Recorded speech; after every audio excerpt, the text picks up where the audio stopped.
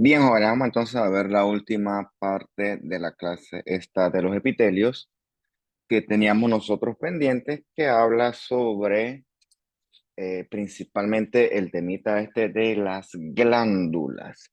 Y ya con eso terminamos entonces las tres partes que nosotros habíamos tenido que ver en este módulo sobre el epitelio. Bien. Hemos visto hasta el momento varias cosas de los epitelios. Hemos visto que si las generalidades, que si ciertos tipos de epitelios básicos. También hemos visto que si las uniones intercelulares. Después vimos el temita este de las microbiosidades, las esterocilios, los cilios. Después hablamos de que si la morfología de los epitelios, que si planos, que si cúbicos, etcétera.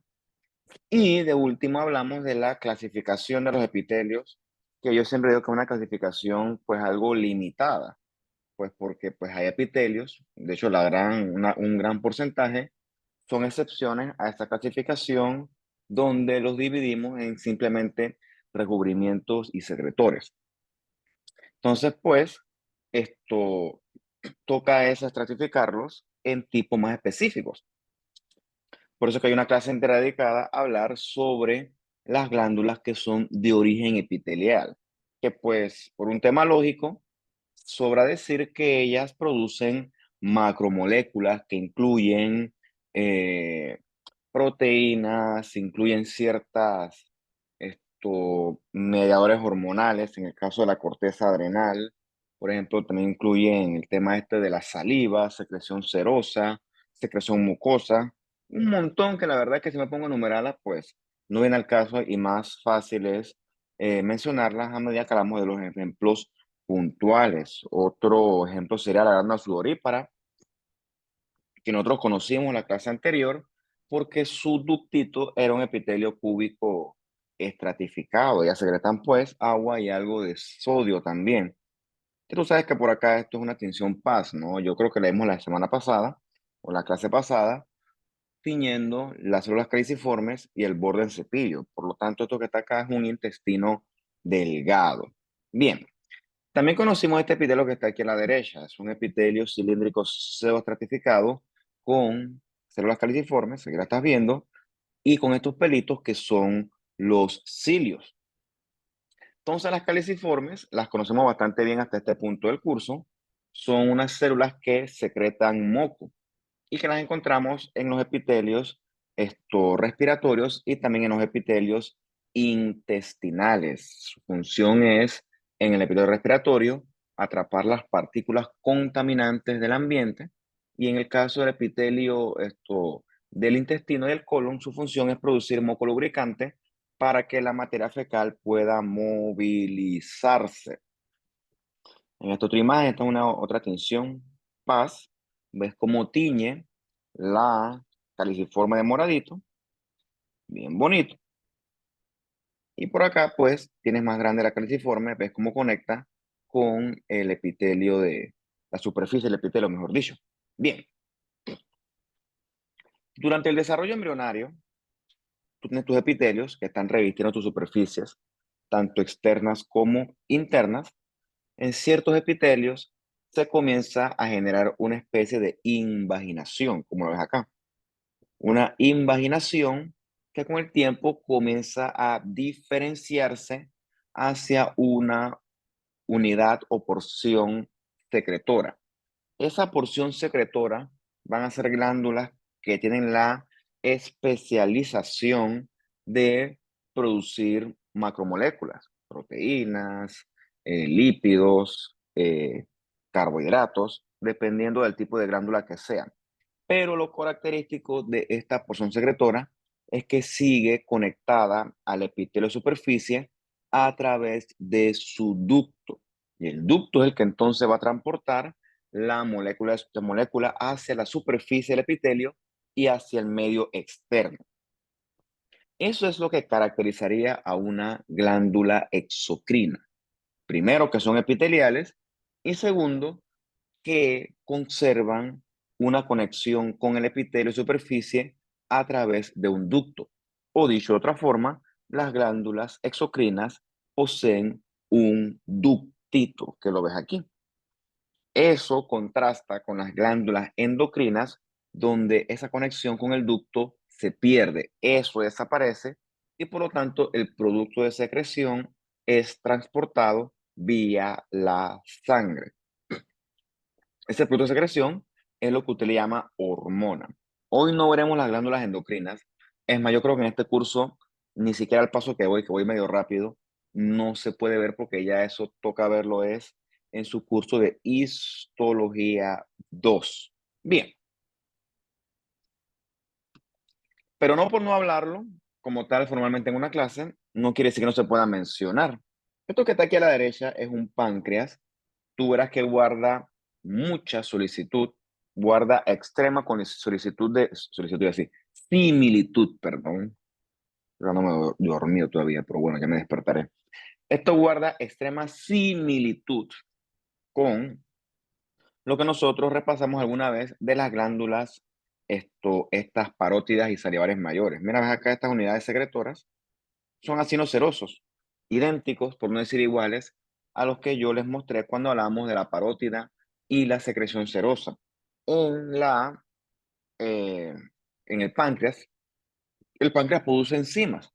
Entonces, las unidades que producen enzimas en el páncreas son los acinocerosos, que pues por tener la misma función de la glándula parótida, son virtualmente idénticos. Ok, te dije que cuando un epitelio se repite, una estructura se repite en distintas regiones anatómicas, es igualito porque la función es la misma.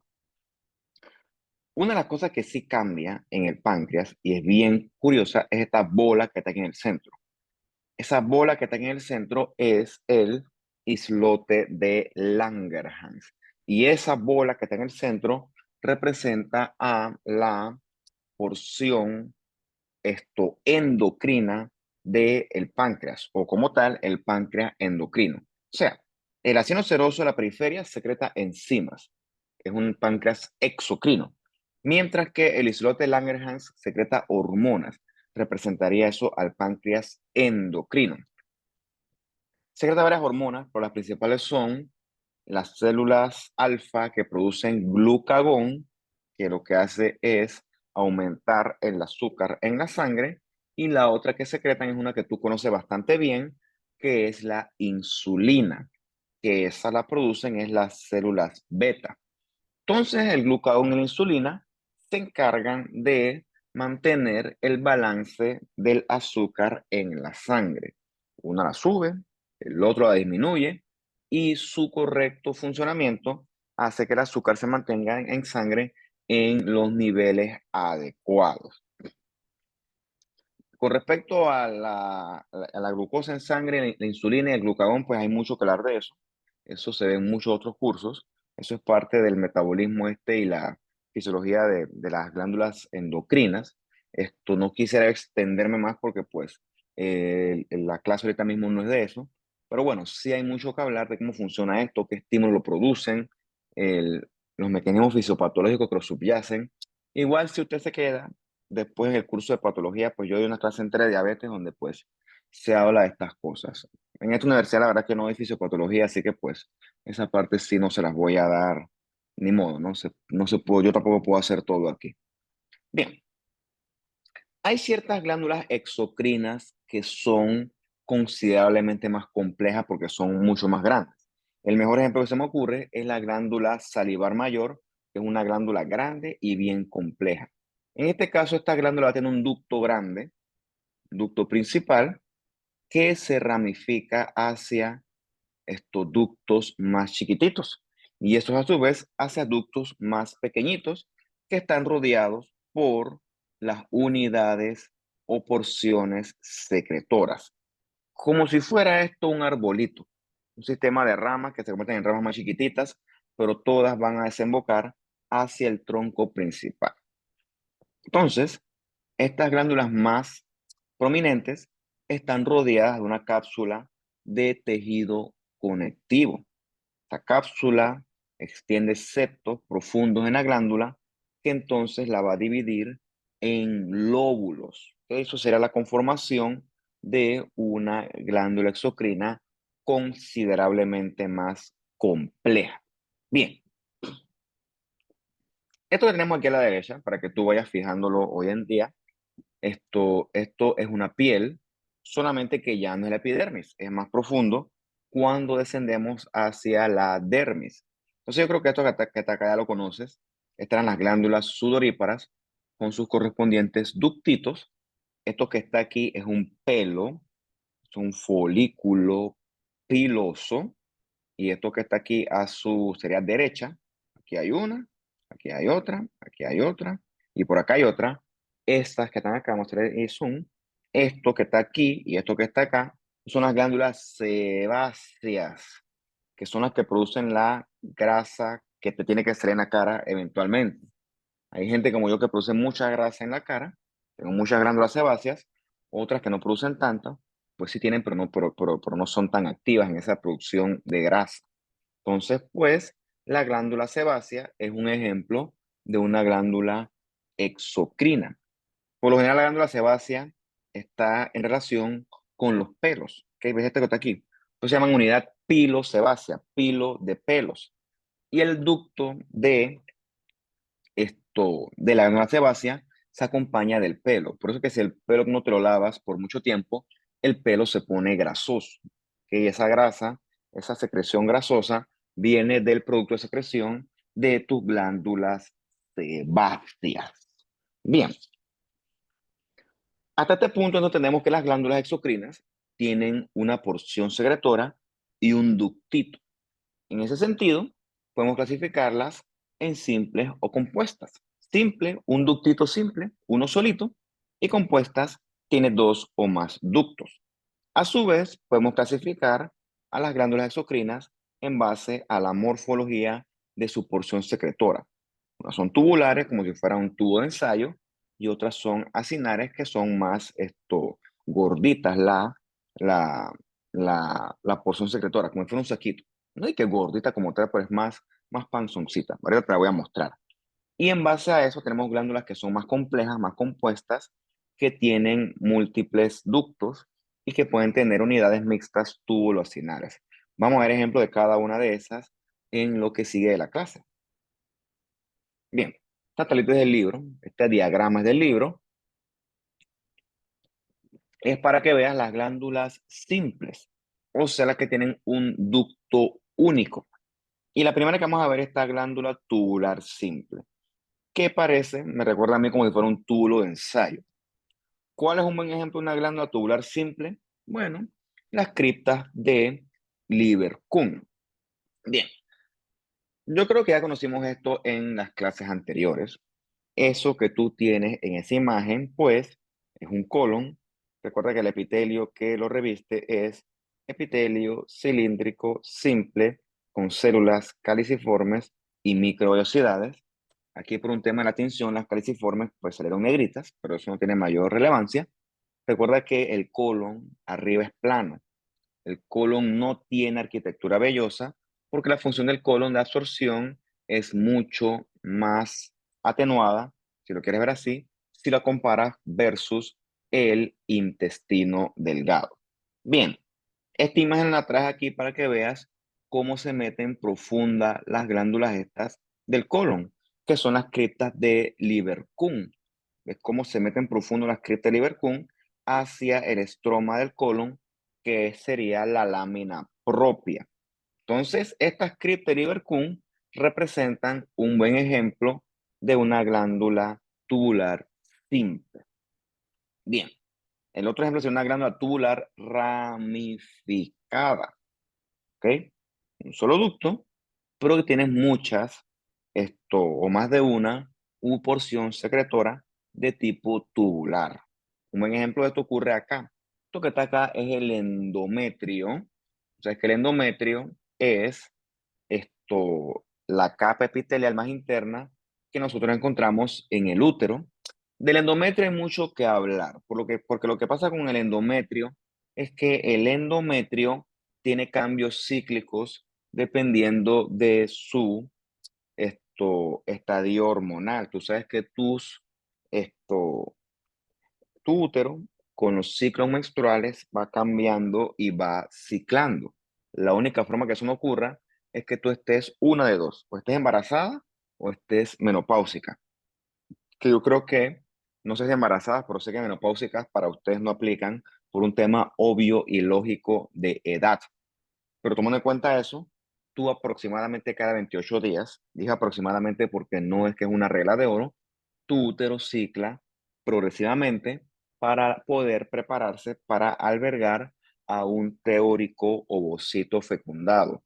Entonces el útero después del periodo menstrual pasa a una fase proliferativa que es estimulada por los estrógenos, luego a una fase secretora que es estimulada principalmente por la progesterona y si no ocurre el embarazo, entonces el útero se frustra, así me lo explicaron a mí alguna vez, y viene entonces lo que tú conoces como la menstruación, con los cólicos, la incomodidad, etcétera.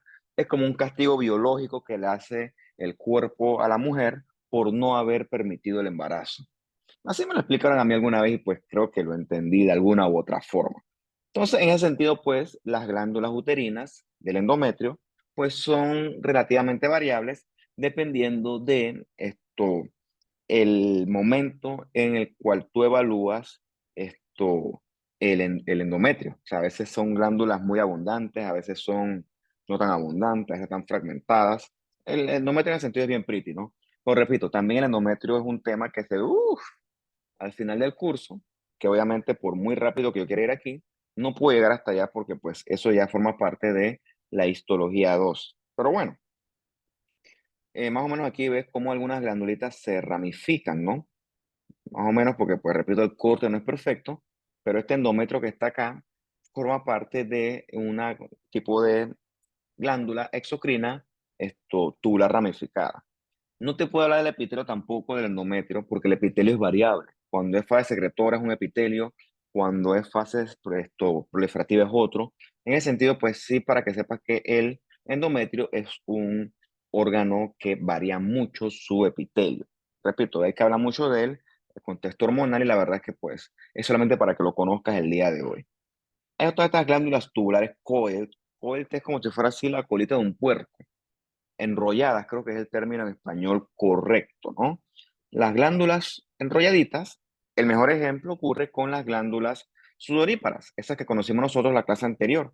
Obviamente aquí, repito, la histología que yo les muestro consiste en una estructura tridimensional convertida en algo de dos dimensiones. Por lo tanto, no veremos la estructura completa que representa esa glándula enrolladita. No, usted tiene que tener aquí pues algo, o diría yo, bastante imaginación. Entonces, estos que están aquí, hacer aumento, son las glándulas sudoríparas, ¿ok? Estos, repito, son un tipo de glándula simple coiled o enrollada y su epitelio esencialmente es cúbico simple. Estas, repito, están prácticamente en toda nuestra piel. El otro tipo es la glándula tubular, perdón, tubular no, la glándula acinar. A se llaman alveolar también. A mí me gusta más decirle acinar porque alveolar confunde con alveolo y la verdad es que los alveolos pues son otra cosa que veremos en su momento. Veo lo que tiene que la porción secretora es como más gordita, más panzoncita. Así me la imagino yo, pues. Eso nosotros lo encontramos aquí. Esto que está aquí en esta imagen es el cuerpo esponjoso del pene. No sé si tú has visto eso ya, pero bueno, lo verás en anatomía algún día o te tocará estudiarlo. En el pene hay dos cuerpos cavernosos y un cuerpo esponjoso. Entonces, esas estructuras están llenas de muchos canales vasculares que se interconectan. Canales vasculares como esto que estás aquí, ¿no? Estos blancos son vasos. Esos vasos durante la erección se llenan de sangre, ¿ok? Y eso es lo que provoca este fenómeno de la erección. Son tejidos con muchos canales vasculares que su función es llenarse de sangre. En la uretra esponjosa, perdón, en el cuerpo esponjoso, nosotros encontramos esto que está aquí, que es la uretra esponjosa, o también le llaman uretra peniana. Recuerda que el pene es atravesado por la uretra y la uretra, reitero, la encontramos es en el cuerpo esponjoso. Nosotros hemos visto en las clases anteriores que todo lo que es vía urinaria, desde la pelvis renal, los uréteres, vejiga y parte de la uretra, es urotelio. Pero ciertamente, entre más avanzamos en la uretra esponjosa o la uretra peniana, el epitelio que reviste esta uretra va cambiando hacia un epitelio más que todo cilíndrico pseudoestratificado. Eso es bien variable el punto de corte donde ocurre específicamente ese fenómeno. Por eso es que vas a ver este epitelio aquí medio variable, que no es el urotelio full que yo te había mostrado en la clase anterior. Eso pues también se ve en la clase de el riñón y los órganos del sistema urinario. Pero bueno, hasta este punto esta es la uretra esponjosa. Eso lo puedes verificar con más detalle en el libro.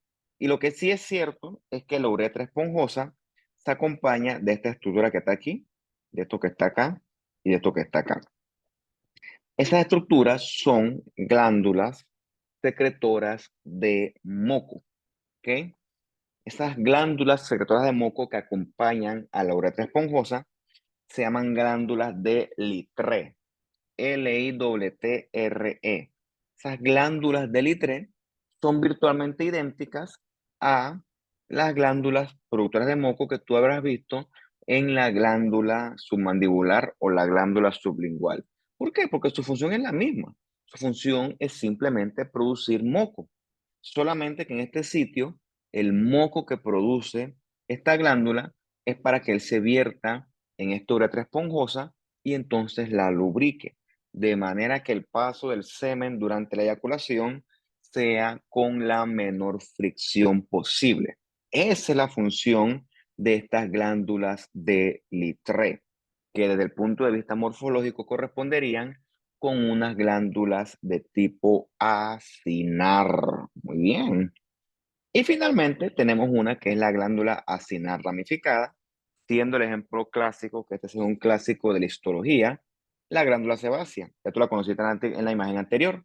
Ves aquí el pelo, el folículo piloso, y ves entonces estas que están acá, células con un amplio citoplasma pálido espumoso. O sea, son las células que constituyen a la glándula sebácea, que repito, produce la característica grasa que a muchos de nosotros nos aparece rápidamente en la cara.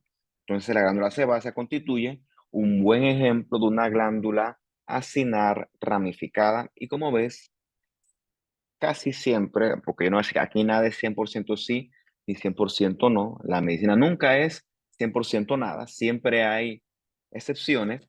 La glándula sebácea casi siempre se acompaña de un folículo piloso. Bien, eso con respecto a las glándulas estas simples, ¿no? Las que tienen un solo ductito y ya. Vamos entonces ahora a pasar a las glándulas que son las compuestas, que pueden tener más de un ducto y que pues también pueden tener unidades mixtas como estas que son túbulo acinares. La primera que tenemos es la glándula compuesta tubular. Esta tiene varios ductitos y tiene varias unidades secretoras de morfología tubular. El mejor ejemplo de eso lo vemos aquí. Esto que está aquí es un intestino delgado. Obviamente, pues por un tema de que estamos demasiado arriba y aunque haga aumento, vas a ver, el detalle no es el mismo, ¿no? Tuviéramos que abrir eso y como tal, pero ya eso lo hemos hecho, por lo tanto no hace falta repetir el mismo ejercicio una y otra vez porque eso me parece que sería un poco redundante. Pero lo que sí es cierto es que ya nosotros conocimos que el intestino delgado, su epitelio es epitelio cilíndrico simple con células caliciformes y microvellosidades. Y a diferencia del colon, ahora sí ves aquí bastante bien la arquitectura vellosa que caracteriza a esta región anatómica. Eso ocurre en este punto porque aquí recuerda que sí es necesaria la captación y absorción de todo lo que tú te hartas, digieres, tragas de la dieta. Ahora, ya no es suficiente solamente con conocer el epitelio. Ahora vamos a conocer otras estructuras y esa otra estructura que vamos a conocer está acá abajo. Esto que está acá abajo se llaman glándulas de Brunner. Brunner es Brunner, Brunner. Y la glándula de Brunner, su función es secretar moco alcalino. Porque recuerda, cuando tú comes, la comida entra por tu cavidad oral, de ahí pasa al esófago y de ahí pasa al estómago.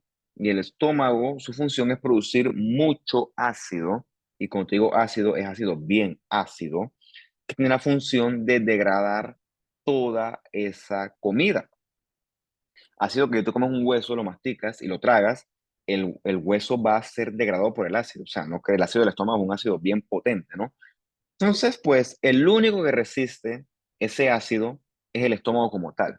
Es el único que tiene ese microambiente especializado para soportar semejante ambiente tan hostil, tan ácido. Entonces, ¿qué pasa cuando esa comida ya fue digerida y entonces tenemos que pasarla al intestino delgado para poder entonces comenzar a absorberla? Viene muy ácida. Entonces, en ese momento, las glándulas de Brunner comienzan a producir moco alcalino, que contrarresta ese producto ácido que viene del estómago, se llama quimo, por cierto, esa mezcla de comida con ácido, todo licuado, todo ya vuelto una especie de líquido, se llama quimo. El quimo es súper ácido, pero ese ácido es neutralizado gracias a la acción de las glándulas de Brunner que producen moco alcalino que lo neutraliza, junto también con la secreción de jugo pancreático que es rico en bicarbonato. De esa manera, literalmente, tu duodeno no se quema gracias a ese montón de quimo ácido. Qué interesante la medicina, ¿no? Entonces, pues, por eso es que solamente en el duodeno encontramos glándulas de Brunner. Ya en las otras porciones, todo lo que será yeyuno y también el ilion, ahí no vamos a encontrar ya glándulas de Brunner. Por lo tanto, en el duodeno es característico encontrar estas glándulitas de Brunner, que son glándulas compuestas tipo tubular. Entonces, pues, no hace falta, perdón, o no es suficiente decir hoy en día, ah, mira, esto es un intestino delgado. No, tienes que decir con propiedad, esto es un duodeno. Bien, el otro tipo de glándula exocrina compuesta correspondería con el páncreas exocrino. Ya tú lo conoces bastante bien, aunque en verdad no. Aquí da problemas porque aquí se parece mucho a una glándula parótida. Pero recuerda que el páncreas exocrino tiene esto que está acá, tiene esto que está aquí, tiene esto que está acá, tiene esto que está acá, y de repente, con mucho amor, esto que está acá.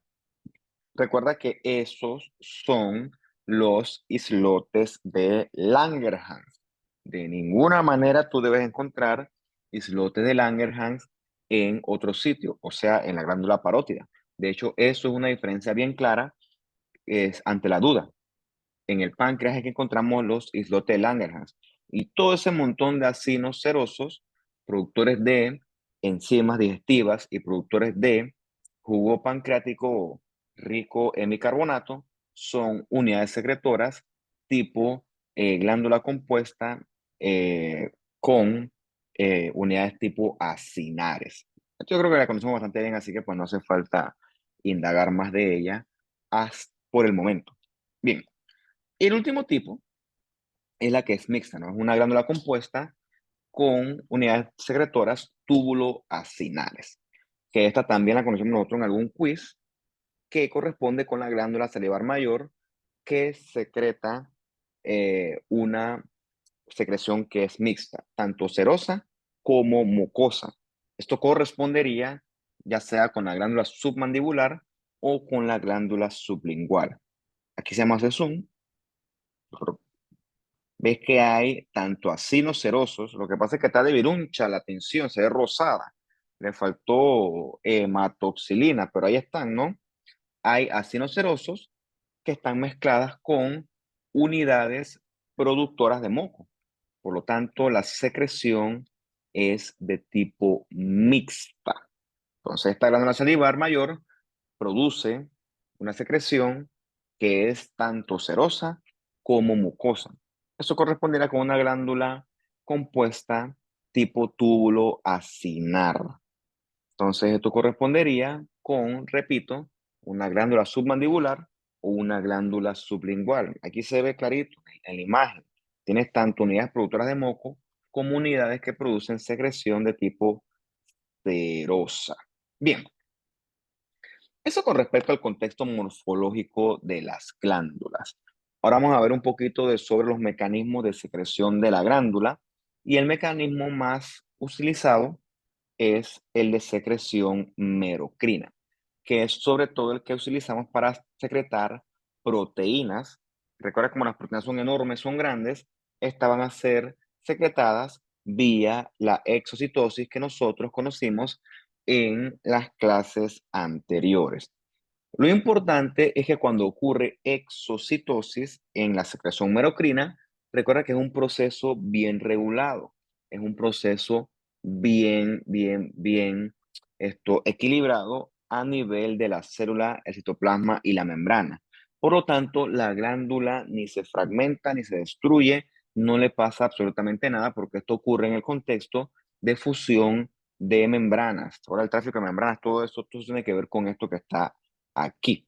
Entonces, el mejor ejemplo de una glándula con secreción merocrina es la glándula salivar, que produce secreción serosa, que es rica en proteínas, o sea, rica en enzimas. Bien, otro ejemplo de mecanismo de secreción es la secreción holocrina. Esta secreción, como dice la palabra holocrina, involucra la destrucción completa de la glándula, por lo que a través del ducto se vierte tanto el producto de secreción como los restos que quedaron de las glándulas. También llaman el debris de la propia célula. El mejor ejemplo de una glándula que utiliza este tipo de mecanismo de secreción holocrina es la glándula sebácea. Y el otro mecanismo de secreción es la secreción apocrina. En la secreción apocrina, la glándula a nivel apical produce una vesícula que pues transporta el producto de secreción y al momento de tener que secretarla, esa vesícula junto con una pequeña porción del citoplasma es literalmente decapitada de la célula y se libera entonces al lumen de la glándula. El mejor ejemplo, o uno muy bueno de una glándula que utiliza secreción de tipo apocrina, es los ductos mamarios. Bien, entonces, a manera de resumen, con esta imagen que pues está creo que más bonita, esto que está aquí correspondería con una glándula de secreción merocrina. Recuerda que lo que secreta son proteínas y glucoproteínas, por lo tanto el mecanismo de secreción es la clásica exocitosis. En esta la glándula no se fragmenta, no se destruye, no le pasa absolutamente nada. En la secreción holocrina, aquí la glándula, la célula mejor dicho, sí se destruye, o lo de todos, todo se va, todo se destruye y se vierte a el ductito, tanto el producto de secreción, o sea, el sebo ese grasoso, junto con restos de la glándula que se fragmentó. Y el otro ejemplo es la glándula apocrina, donde es que se produce una vesícula a nivel apical que literalmente ¡clan! Se decapita y se vierte eso entonces a el correspondiente ductito.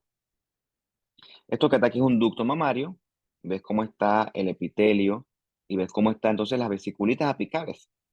Son las vesiculitas esas apocrinas, que cuando se va a vertir el producto de secreción, ellas se decapitan y entonces eso es vertido hacia el correspondiente ducto. Esta que está acá está espantosa esta imagen de que H&E dice aquí H&E. Y en verdad está todo rosado. O sea, los editores del libro tienen que agarrar y actualizar sus imágenes porque esto está fatal, men. Esto, el contraste es cero. Todo está rosado. Pero bueno, esto te lo para que leas la leyenda realmente, ¿no? ¿Qué es lo que ocurre con una glándula sebácea con secreción holocrina? Pero de veras que pues no, vete al sol y te busca una figura de verdad porque esto está... ¡Ay, Dios mío! Yo pudiera cobrar por eso. Me pueden llamar, "Ay, ven acá, búscame foto de esto, yo te la consigo". O sea, está mucho mejor que esto, porque esto está imperdonable realmente. Tú me das esta cosa así, yo te la tiro en la cara para atrás. La porquería no sirve para nada. Va su trabajo bien, para eso te pagan, por Dios. fatal, no, esto está mal. Bien,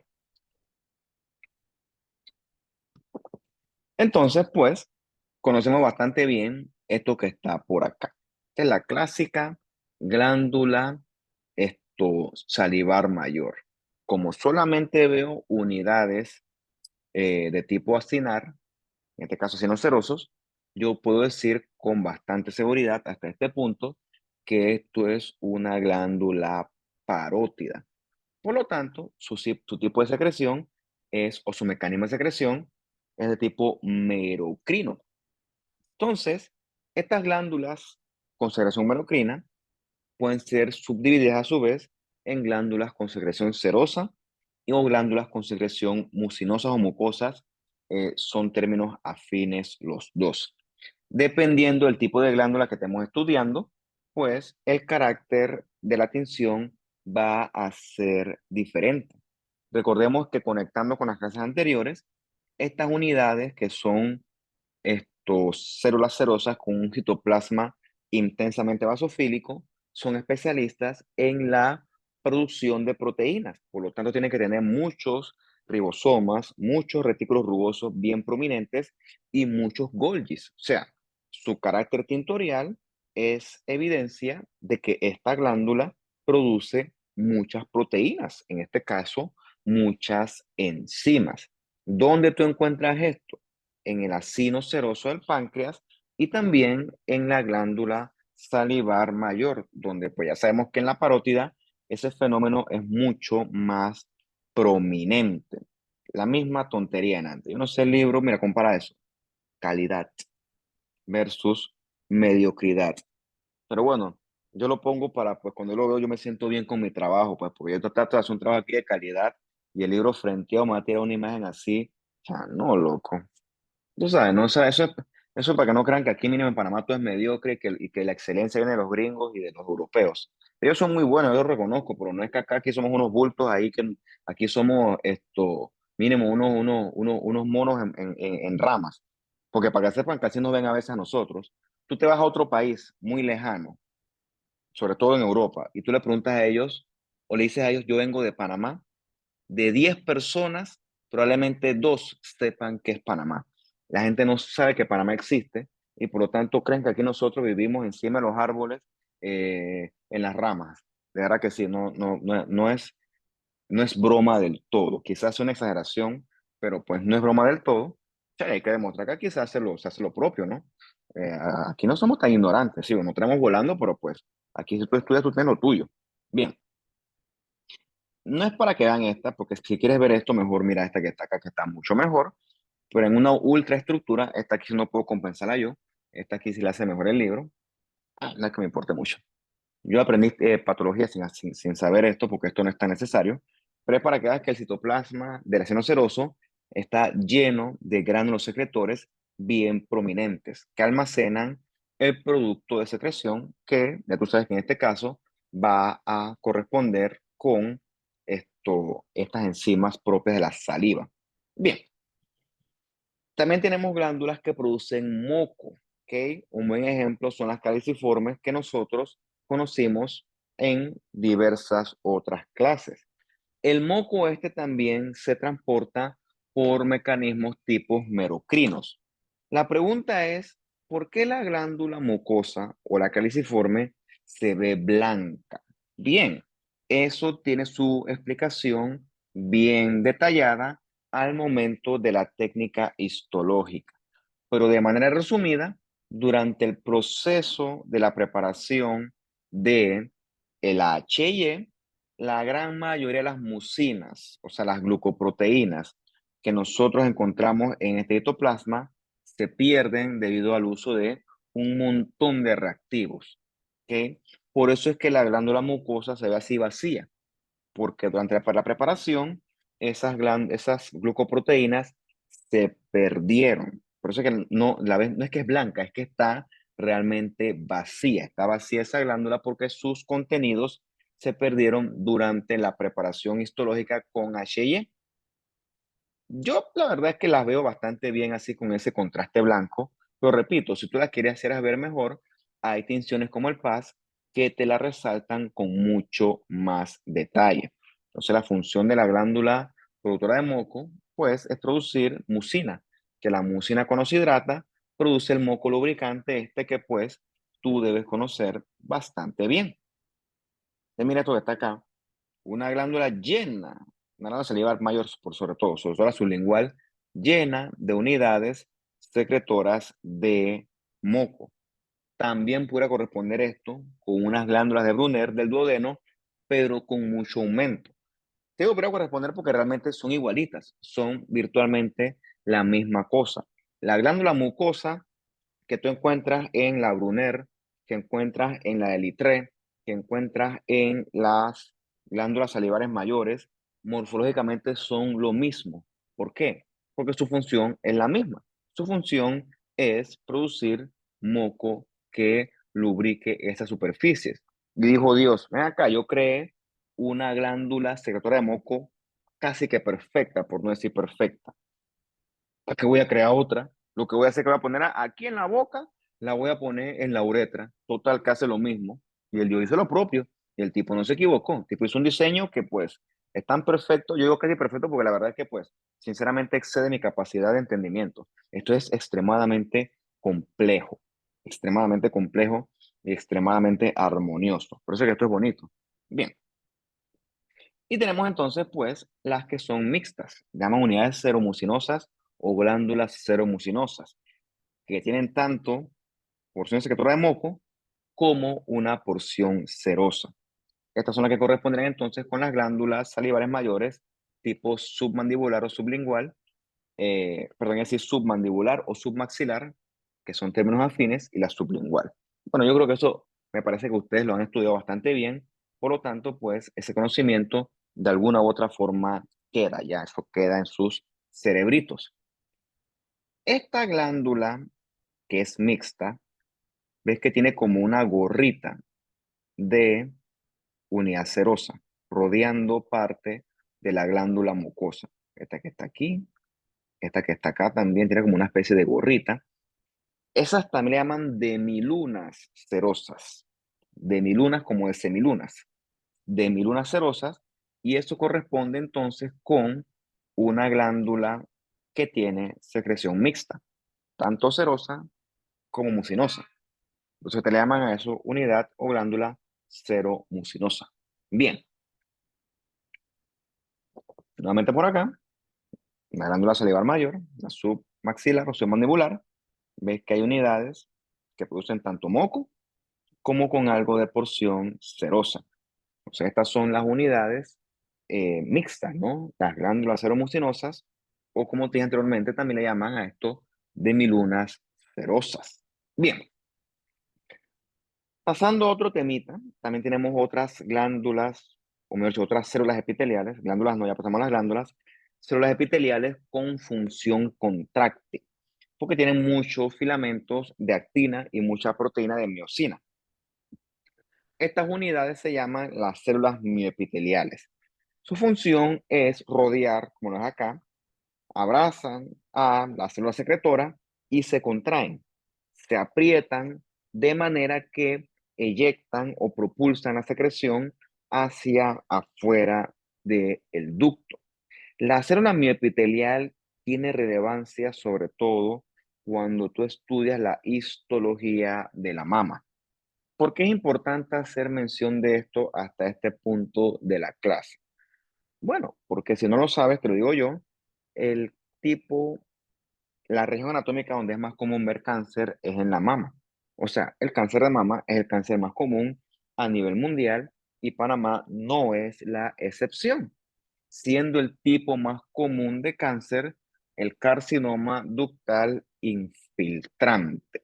Bien, cuando tú tienes un carcinoma in situ, tú sabes que el carcinoma se limitó a la membrana basal y que por un tema de conceptos histológicos, recordamos nosotros que arriba en el epitelio no hay vasos.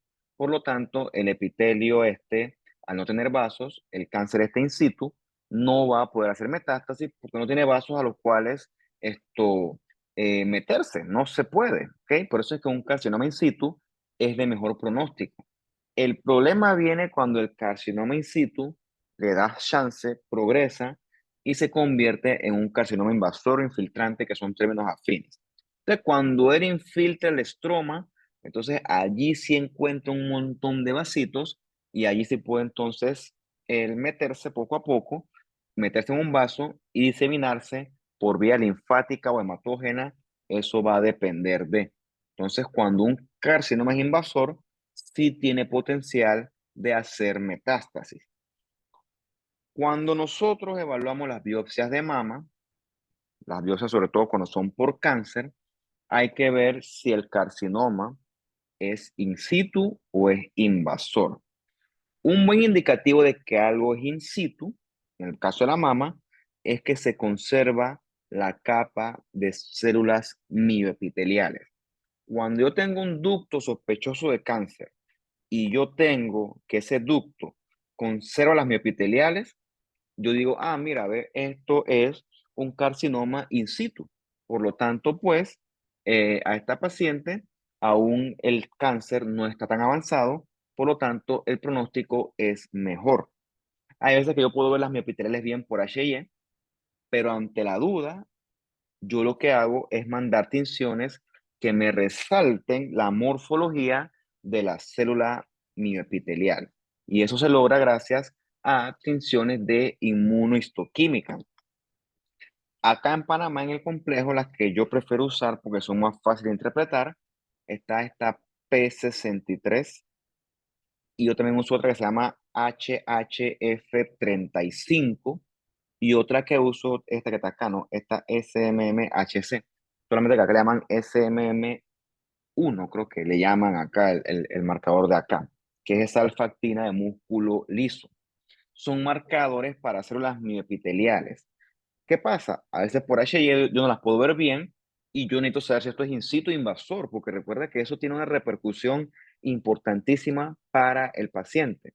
Y digo para el paciente porque puede ser tanto hombre como mujer. O sea, el cáncer de mama existe también en hombres. Será mucho menos frecuente, pero sí existe. Es importante que tengas eso bien en cuenta. Entonces, ante lo da, mira, hey, ven acá, mándale inmuno a eso para epiteliales. Si eso marca, uff, ya, listo, pues eso es un carcinoma ductal in situ, ya descansa, no pasa nada. Ahora, si no marca, bueno, mira, estamos nosotros frente a un carcinoma ductal invasor que va a tener eso una consecuencia para la paciente. Entonces, si yo digo in situ, hay una consecuencia. Y si digo invasor, también hay una consecuencia. Por eso es que es importante estudiar todas estas cosas. ¿Y por qué no? Por eso es que uno cobra, ¿ok? El trabajo que yo hago y lo que yo trato de enseñar a ustedes es un trabajo que tiene una gran dosis de responsabilidad y también de experticia. Por eso es que el médico no cobra lo que cobra otra gente. ¿Por qué? Porque aquí uno se la juega. Yo me he equivocado. Si quieres podemos hablar de eso después, porque yo no soy perfecto. Yo me he equivocado y las decisiones que yo he tomado han tenido repercusiones no beneficiosas para el paciente. Eso pasa. Yo no me siento orgulloso de eso, ni me siento feliz ni contento, pero pasa porque quizás yo no tenía la experticia, la experiencia, el conocimiento, fui arrogante, fui soberbio. Entonces, por eso es que pues aquí toca entonces pues echar para atrás y ver qué fue lo que pasó y evitar que ocurra en el futuro. Entonces, por eso es que, repito, por eso es que esto es una cuestión de mucha responsabilidad. Por eso es que yo soy duro con ustedes y trato de ser vertical con ustedes, porque a lo que ustedes están metiendo está lejos de ser un juego. Esto es bonito, esto es chévere y todo, y se vive bien porque pues la medicina paga bien, pero esto tiene una dosis bien alta y bien delicada de compromiso y de responsabilidad. Lo que tú digas va a tener una repercusión para el paciente, ¿ok? Lo que tú vayas a decir. Bien, repito, la endocrina no hay mucho que decir porque pues estas no son de esta clase. Nuevamente esto que está es un páncreas, los vacinos serosos y esta bola, una bola aquí grande y una bola acá más chiquita, eso corresponde con los islotes de Langerhans. Bien, hablando un poquito del transporte en el epitelio, un poquito porque realmente pues esto es más que todo del curso de fisiología. Tú sabes que nuestros epitelios son importantes porque sus compartimientos permiten el paso de cosas sí y cosas no. porque recuerda que los epitelios tienen una membrana basal prominente, que es la que limita este paso de cosas. Un buen ejemplo de esto es la bomba de sodio y potasio. Recuerda que la bomba de sodio y potasio saca sodio hacia afuera de la célula, puede ser redundante, y mete potasio hacia adentro de la célula. Ambas cosas en contra de su gradiente de concentración.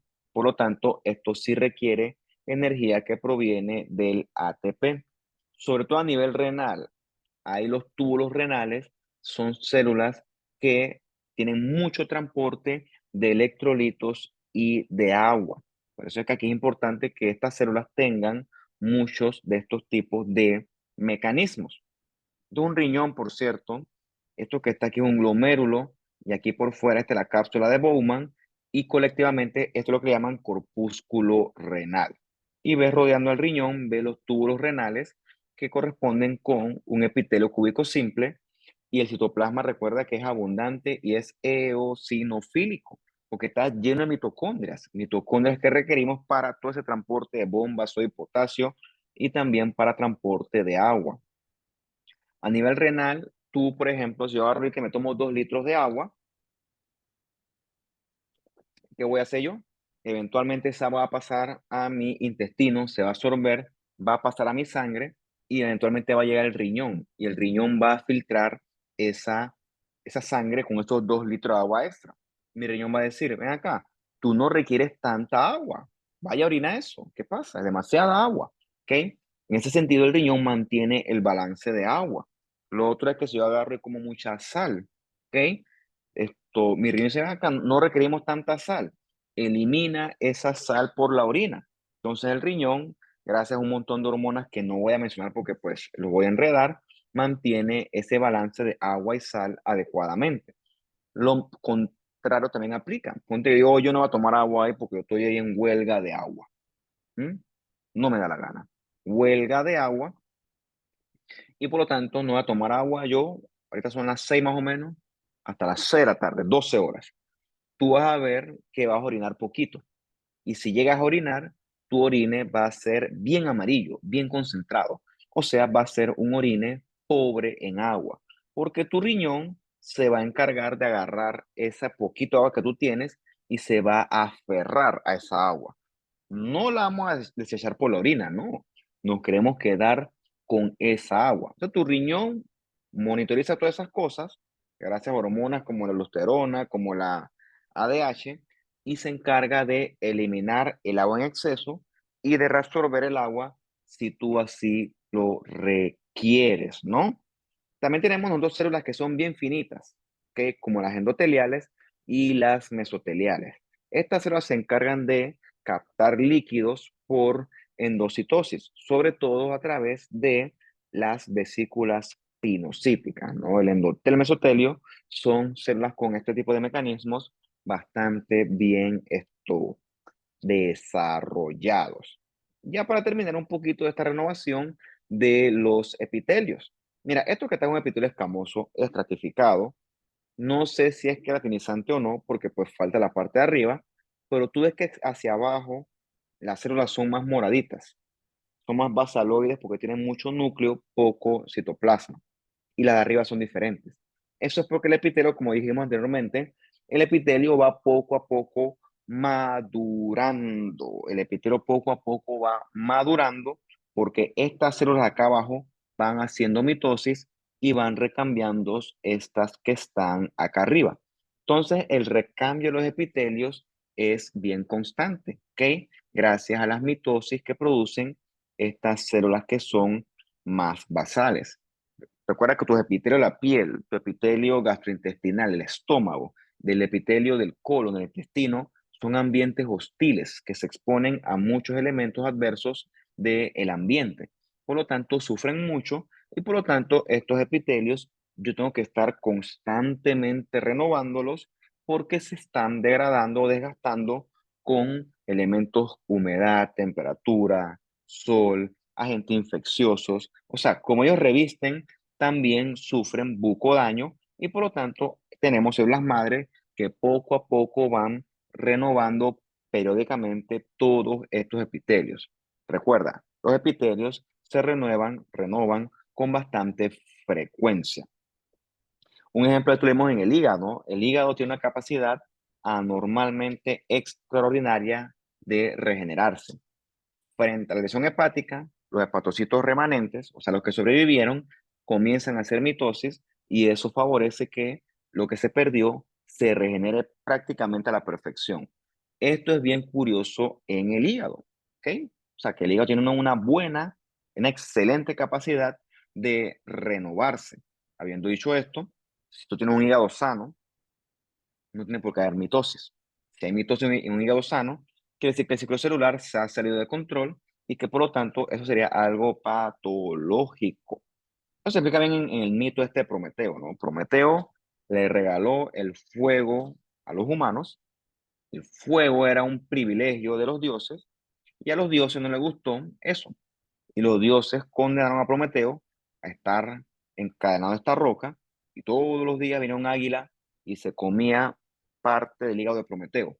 Y durante la noche el hígado volvía y le crecía y el águila regresaba y se comía el hígado al día siguiente y así por toda la eternidad.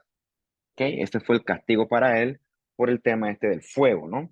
Entonces, es un mito interesante, entretenido, pero el trastorno médico científico es que los griegos antiguos estos conocían la capacidad del hígado de regenerarse, tanto así que fue de meritorio de mención a través de su mitología. O sea, esto no es que es de ahorita, esto se sabe hace tiempo, pero bueno, antes era más difícil explicarlo y bueno, se inventaron el mito de Prometeo, que yo creo que es bastante atingente para la situación.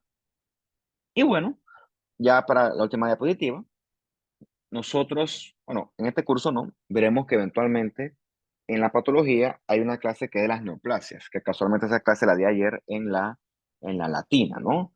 Entonces, cuando algo es neoplásico, las células que yo te estoy enseñando se transforman hacia algo que ya no es normal, se transforman hacia algo patológico. En ese sentido, hay tumores que son benignos y que son malignos. Las neoplasias malignas epiteliales se llaman carcinomas. Las neoplasias malignas epiteliales que forman glándulas se llaman adenocarcinomas. ¿Ok? Carcinomas epiteliales malignos, adenocarcinomas que son glandulares malignos. Lo que está acá es un carcinoma. ¿Ves cómo se está metiendo todas las células profundo en el estroma? Será un carcinoma, pues, invasor. No voy a hacer énfasis en esto porque, pues, considero que es muy avanzado para su formación actual. Tú estás apenas aprendiendo un epitelio normal, pero es para que sepas que los epitelios se pueden malignizar y se convierten entonces hacia carcinomas. Hay cambios que no forman masas, que no forman tumores y que solamente son evidenciables a través de un microscopio. Esos cambios son conocidos como displasia, ¿ok? Y hay otros cambios donde una célula se transforma en otra célula que resiste mejor un efecto adverso del ambiente. Eso se llama metaplasia, ¿no? Eso forma parte de la adaptación celular, que es otra clase de la patología. Si tú tienes curiosidad, pues yo tengo un millón de clases ahí en mi canal que hablan sobre estas cosas. No quiero mencionar esto porque siento que si te digo muchas cosas, pues esto, siento que se van a enredar y pues como tal no es mi objetivo. Pero sí sepas, ah, mira, un carcinoma qué es, ah, mira, un adenocarcinoma qué es. Eso sí me interesa que lo sepan porque eso lo volverás a escuchar recurrentemente a lo largo de lo que te resta de carrera. Bueno, ustedes agarren, revisen esto, mírenlo una, dos, tres, 20, 30, ¿por qué no 100 veces? O sea, la vez que haga falta, es que es gratis, está disponible ahí en YouTube. Así que pues lo revisan y si tienen dudas, preguntas, comentarios, yo siempre estoy dispuesto a contestarles. Pues chao, cuídense y que estén ustedes bien.